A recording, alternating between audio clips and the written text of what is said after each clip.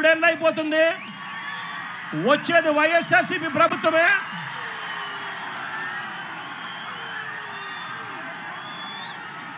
ఈ private defence కంపెనీని ఇక్కడి నుంచి షిఫ్ట్ చేస్తారని చెప్పి కూడా చెప్తా ఉన్నాం.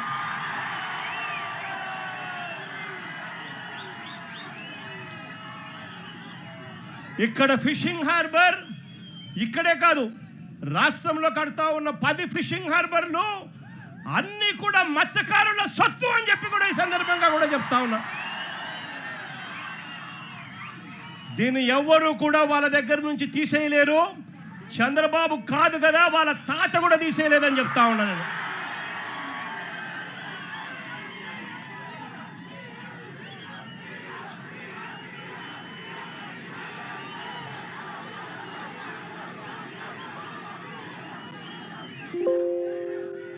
ఇంకా అన్నిటికన్నా విచిత్రం ఏమిటో తెలుసా? చివరికి చంద్రబాబు నాయుడు గారు ఇక్కడ మత్స్యకారులకు మేలు చేయాల్సిన చోట మేలు చేయకపోగా వారి కడుపు మీద తంతా ఉన్నాడు చంద్రబాబు నాయుడు గారు. ఇక్కడే ఈ ప్రాంతంలోకి ఎవరూ కూడా రాకూడదు. ఇది ఆంధ్ర రాష్ట్రానికి సంబంధించిన ఫిషింగ్ ఏరియా. స్ట్రిక్ట్గా రూల్స్ ఉన్నాయి. మనం తమిళనాడులోకి పోకూడదు, తమిళనాడు వాళ్ళు మన దగ్గరికి ఇక్కడికి కూడా రాకూడదు. ఇవన్నీ స్ట్రిక్ట్గా రూల్స్ ఉన్నాయి.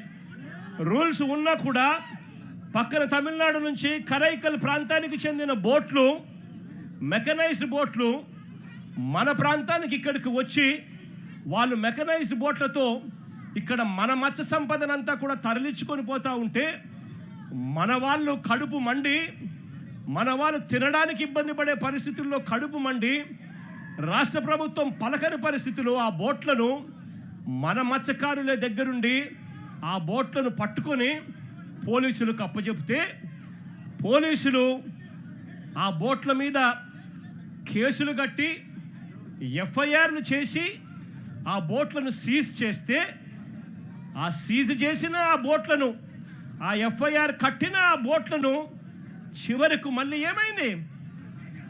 ఇక్కడే ఇది ఫోన్ కాల్ డేటా.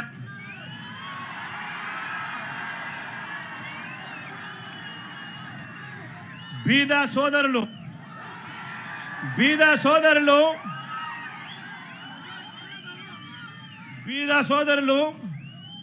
ఆయన అనుచరుడు కొందూరు పోలిశెట్టి, అక్కడ బోటు యజమానులు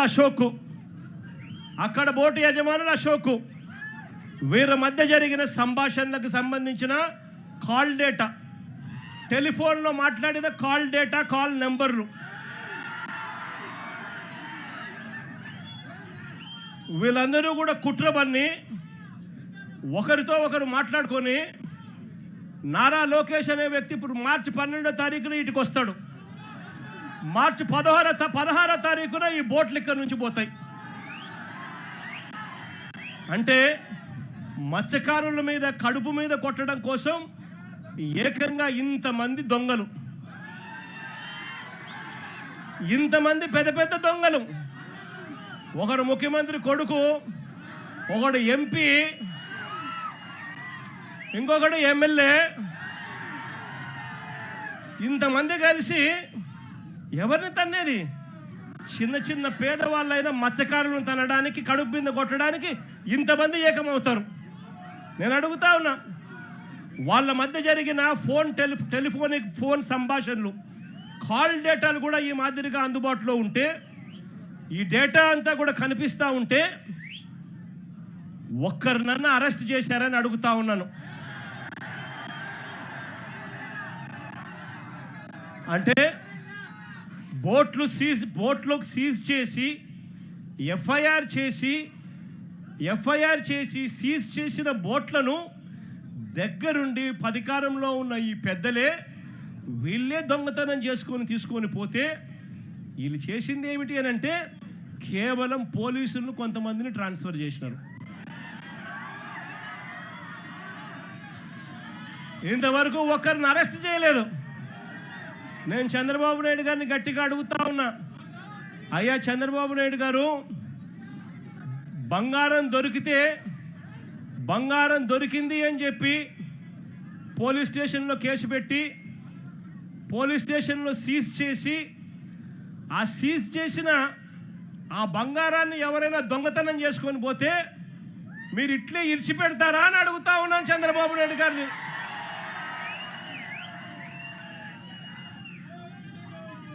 మత్స్యకారులు అంటే ఇంత చులకనగా ఉన్న ఈ పెద్ద మనిషి చంద్రబాబు నాయుడు గారికి గట్టిగా బుద్ధి చెప్పే రోజులు త్వరలోనే వస్తాయని చెప్పి ఎల్లకాలం ఈ ప్రభుత్వం ఇలాగనే కొనసాగదు అని చెప్పి గట్టిగా చంద్రబాబు నాయుడు గారిని గట్టిగా మందలిస్తా ఉన్నాం.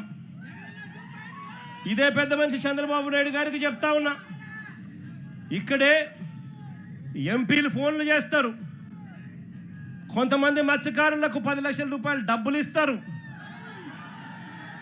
వాళ్ళ ఇల్లు కలిసి దొంగతనం చేసే దాంట్లో పాత్రదారులు అవుతారు. ముఖ్యమంత్రి కొడుకు దగ్గరుండి ఆశీస్సులు ఇస్తాడు.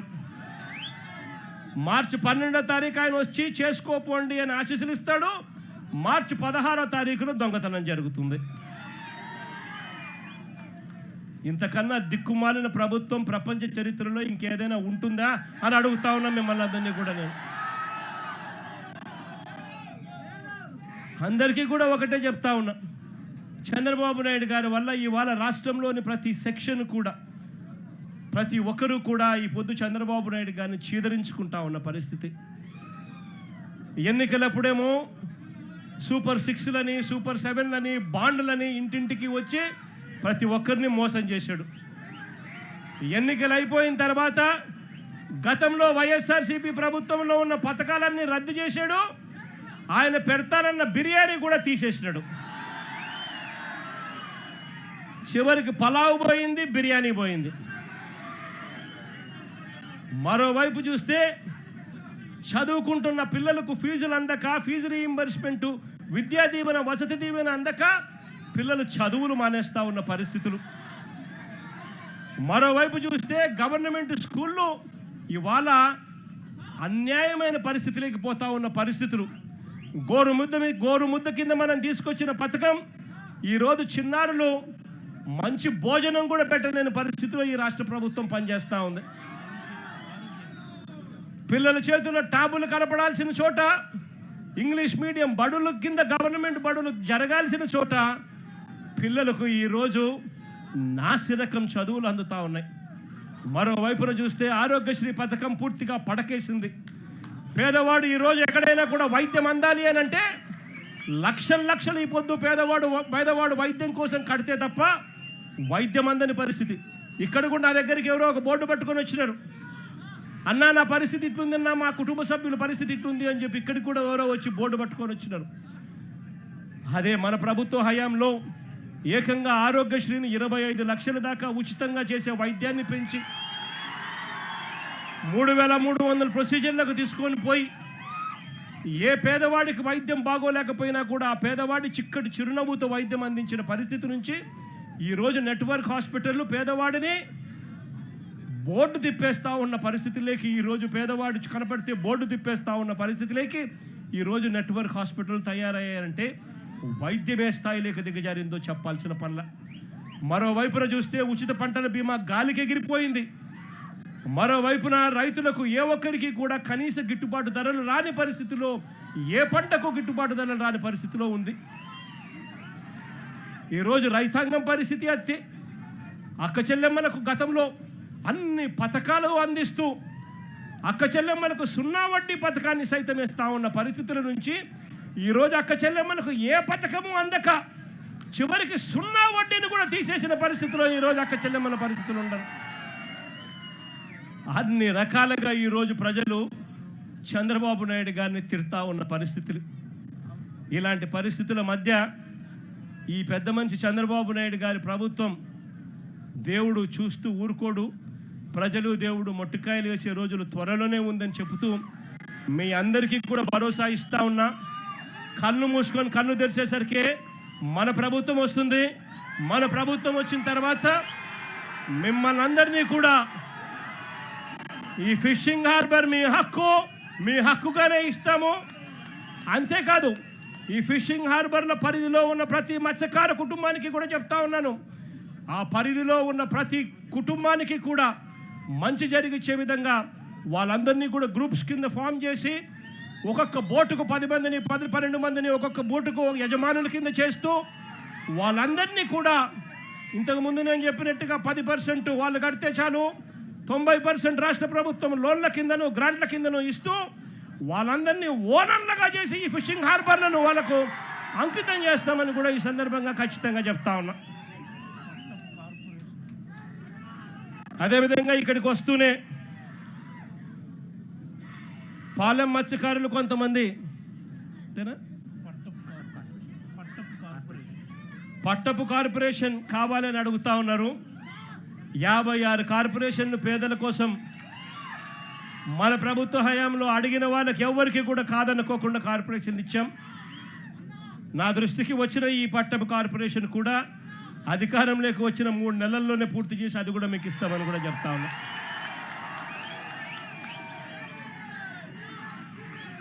మరొకసారి మీ అందరికీ కూడా భరోసానిస్తూ మంచి జరగాలి, దేవుడు ఖచ్చితంగా మంచి జరిగిస్తాడు, కాస్త భరోసాను మీ అందరికీ ఇవ్వడం కోసం, మీ అందరితో మీ అందరి కష్టాల్లో పాలు పంచుకునే దానికోసం ఈరోజు మీకు సంఘీభావంగా ఈరోజు తెలపడం కోసం నేను వచ్చి మీ అందరికీ తోడుగా ఉన్నానని చెప్పి కూడా తెలియజేసుకుంటూ మీ అందరి ఆప్యాయతలకు పేరు పేరున మరొక్కసారి హృదయపూర్వకంగా 2 చేతులు జోడించి పేరు పేరున హృదయపూర్వకంగా కృతజ్ఞతలు తెలియజేసుకుంటూ సెలవు తీసుకుంటా ఉన్నాను.